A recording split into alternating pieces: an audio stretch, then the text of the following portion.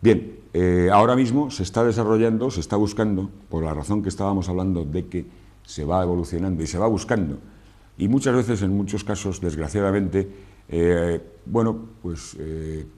desde aquí pensamos, queremos, o esperamos, que sirva para resolver algún tipo de patología, pero desgraciadamente hay veces que vemos que se está haciendo, lo que se está haciendo es subir hacia adelante. Entonces, en este sentido, en el caso de las artritis reumatoides, actualmente, como ya está claro que los antiinflamatorios no esteroideos no resuelven, puesto que al final tenemos que quitarle al paciente ese antiinflamatorio, ese Voltaren, y le hemos abonado ya a un problema de tubo digestivo, a un problema de estómago o a un problema de duodeno, se está dando otro enfoque, al tratamiento de la artritis reumatoide, que es esa artritis deformante. Entonces se pretende, como hay una cosa que es como se detecta, no en todos los casos, no en todos los enfermos de artritis reumatoide, pero hay una cosa que se llama el factor reumatoideo o reumatoide. Entonces se está enfocando, se pretende enfocar ahora mismo el tratamiento de la artritis reumatoide con un fármaco que bloquea la reacción antígeno-anticuerpo a nivel local en la misma articulación. En teoría puede ser interesante, pero nosotros personalmente no esperamos grandes resultados por parte de esto, porque además de esto se está hablando hace ya tiempo y no se ha conseguido, además no hay pruebas fiables. Se han hecho unas pruebas en 168 pacientes, de los cuales la mitad, como se hacen las pruebas habitualmente en farmacología, a la mitad se les coloca este fármaco en cuestión y a la otra mitad se le coloca lo que se llama un placebo para tratar de ver la solución o cómo funciona en la población de grupo, en el grupo en el que se está realmente utilizando el fármaco y cómo evoluciona, cómo sigue evolucionando la enfermedad, la artritis, en el caso de los que no se les está colocando el fármaco, sino un placebo. El placebo es esa cosa que es inocua, que no sirve para nada y que tampoco hace daño, obviamente, y que, bueno, pues el paciente piensa que se lo están colocando y, bueno, pues en algún caso puede haber algún tipo de, bueno, mejoría porque el paciente piense que le están haciendo algo o que le está resolviendo algo, pero eso es un problema de autosugestión que evidentemente al cabo de los días desaparece. Entonces, en este sentido, con la artritis reumatoide se está trabajando en este campo, pero todavía no hay resultados y desde luego no desde la misma profesión, desde los mismos facultativos, tampoco esperan muchos éxitos desde este tipo de terapia. Por otro lado, hablábamos también, cuando hablábamos del estómago, cuando hablábamos de los antiácidos, cuando hablábamos de la ranitidina, del Zantac, de todo aquello, de los antiácidos tipo del hidróxido de aluminio, del Dolcopin, del Almax, cuando explicábamos la estructura de la mucosa del estómago, que enseñamos aquí una fotografía. Bueno, pues ahora, en el tema de las úlceras de estómago, y esto a mí me parece, no sé, pero bueno, mi obligación es contárselo, tampoco creo mucho en eso, pero bueno, porque todavía no hemos tocado el tema de los antibióticos y ya lo tocaremos. El tema está en que se está pretendiendo ahora mismo, se está iniciando una línea de tratamiento desde el punto de vista de que el problema de la úlcera a nivel de estómago, a nivel de duodeno, se plantee desde un problema de una bacteria que está afectando o atacando a la mucosa del estómago. Entonces, el tratamiento de elección en principio se quiere hacer desde la antibioterapia. No creo yo que sea ese el enfoque, entre otras cosas porque la medicina natural habla de otro tipo de problema, de otro tipo de origen del problema, concretamente en el caso concreto de la úlcera, que no es el objeto de nuestro programa. Entonces, en este sentido vamos viendo cómo la farmacología sigue estudiando. Vemos cómo lo que estamos contando ahora de cualquiera de los fármacos que estamos viendo, pues hombre, como hay efectos secundarios que hay que corregir, concretamente en el caso del captopril, cuando hablábamos de los antihipertensivos, había uno de los efectos secundarios que producía el captopril, era la tos. Bueno, la farmacología lo que ha hecho ahora es ha desarrollado un fármaco para colocar junto con el captopril y evitar que el paciente tenga tos.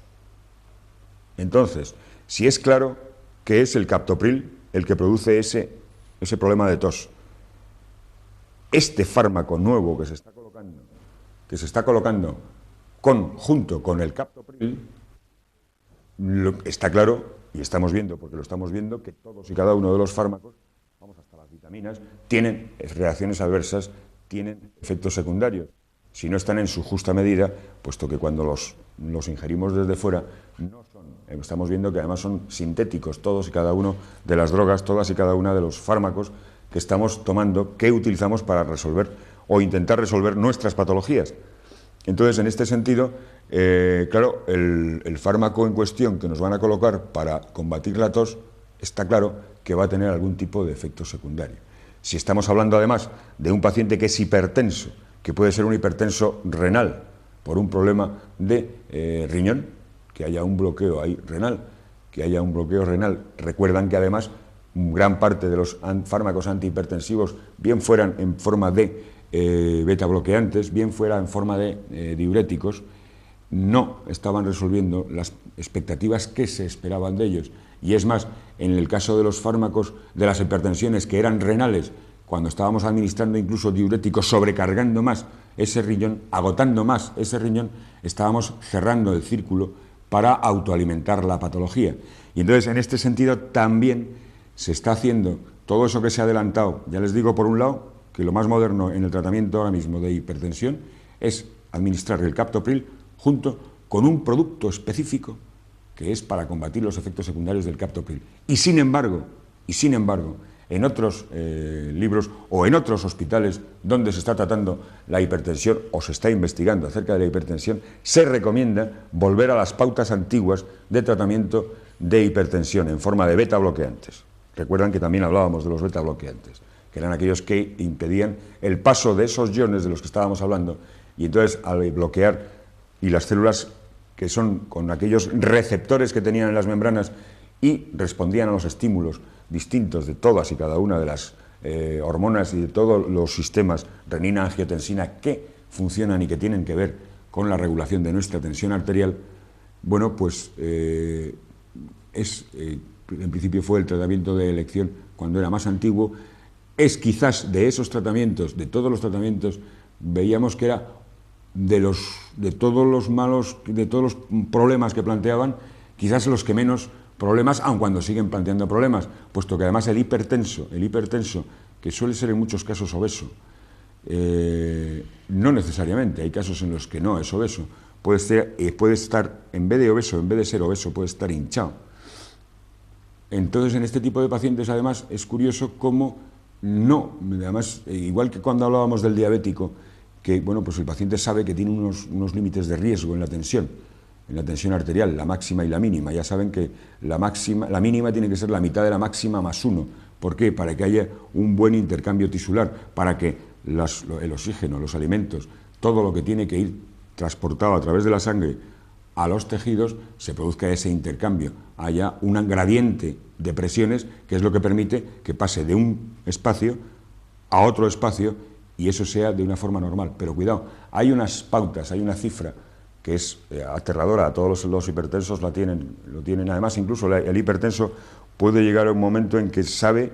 o puede intuir que está arriba de tensión, porque uno de los síntomas que tiene el hipertenso es lo que se llama moscas volantes, tiene como chispitas volando, y eso está hablando de una hipertensión a nivel ocular, que es el reflejo exacto de una hipertensión a nivel cerebral. ¿Qué ocurre?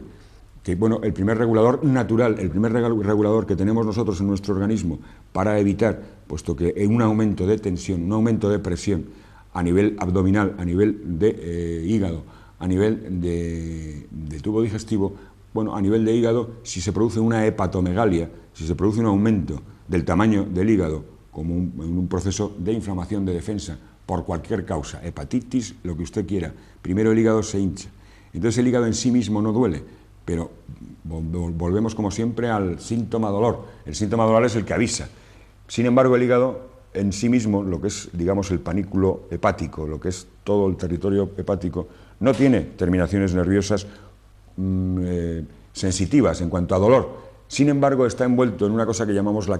cápsula de Gleason, que fue el señor que la descubrió. ¿Qué ocurre? Cuando ese hígado se dilata, produce un dolor horrible, que es lo que hace, en algún caso, hace que salga corriendo uno a urgencias, porque el dolor es horrible. Y entonces, en esas estructuras, bueno, no ocurre nada. Hombre, ocurre, por supuesto, el dolor, hay una patología, pero quiero decir que hay como un plazo de defensa un poco más largo, que no hay, y además permite el establecer un diagnóstico, bueno, ponerse a trabajar con el paciente y regular todo ese proceso, que puede ser una hepatitis, puede ser lo que ustedes quieran. En el caso de la cabeza es una caja cerrada. La cabeza es una caja cerrada y entonces, evidentemente, un aumento de presión puede producir un derrame cerebral. Un derrame cerebral. Cuando hablábamos de la angina de pecho, con los fármacos, la nitroglicerina, esa pastilla que muchos ejecutivos, que mucha gente actualmente lleva en su bolsillo pequeño del pantalón para colocárselo debajo de la lengua. Recuerden además que era diagnóstico, es decir, no, con un infarto de miocardio no se trata con nitroglicerina,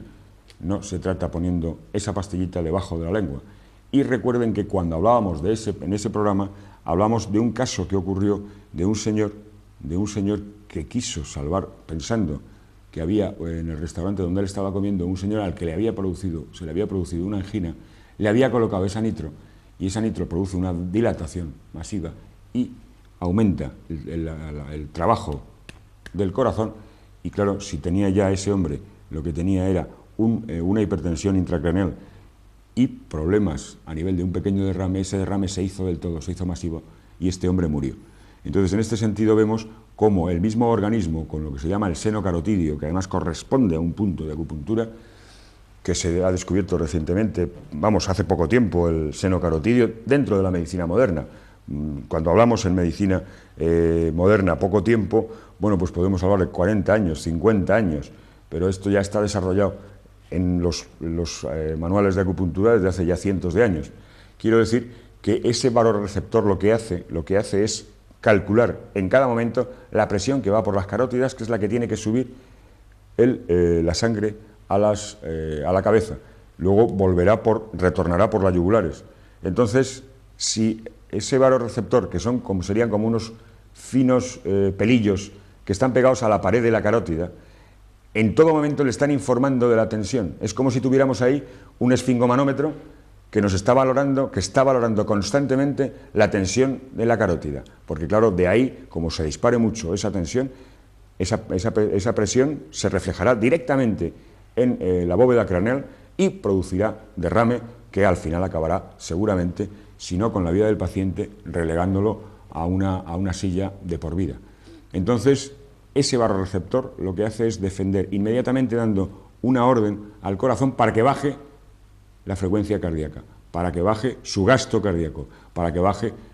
el bombeo al cerebro. Entonces, en este sentido, los hipertensos saben que hay más o menos, además te lo dicen los hipertensos, la cifra suya digamos, de riesgo, en la que automáticamente, incluso algunos ya corren, es en 19 de máxima, ya saben, porque el riesgo, hombre, no se puede generalizar nunca. Hemos dicho que no hay enfermedades sino enfermos. Pero como aquí estamos tratando, hombre, a nivel estadístico, estamos viendo más o menos desarrollando todos y cada uno de los fármacos, es necesario, cuando se trabaja a estos niveles, de tener, bueno, por lo menos unas cifras de referencia que son oscilantes. En unos casos, pues una persona puede hacernos un problema serio, muy serio, con un 18 como tensión máxima, y a lo mejor otro paciente está en 21 de tensión y en un chequeo rutinario en la empresa le toman la tensión y el médico se lleva las manos a la cabeza y el hombre está trabajando normalmente y, bueno, se encuentra un poco pesado, un poco atontado, pero lo achaca a que ha dormido mal o que ha dormido poco o que tiene exceso de trabajo. Y es en ese momento cuando, en un chequeo rutinario, se descubre que es un hipertenso. Entonces, en este sentido vemos cómo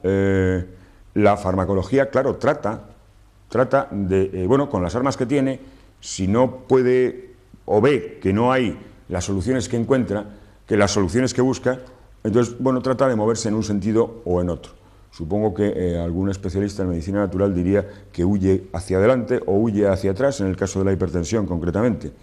Pero bueno, esto es lo que hay y hemos tratado de hacer un poco, actualizar los fármacos que hemos visto, algunos de los fármacos, y explicar un poco la línea de trabajo que se está siguiendo para tratar de buscar soluciones, y al menos eso es lo que se intenta. En fin, buenas tardes y hasta pronto.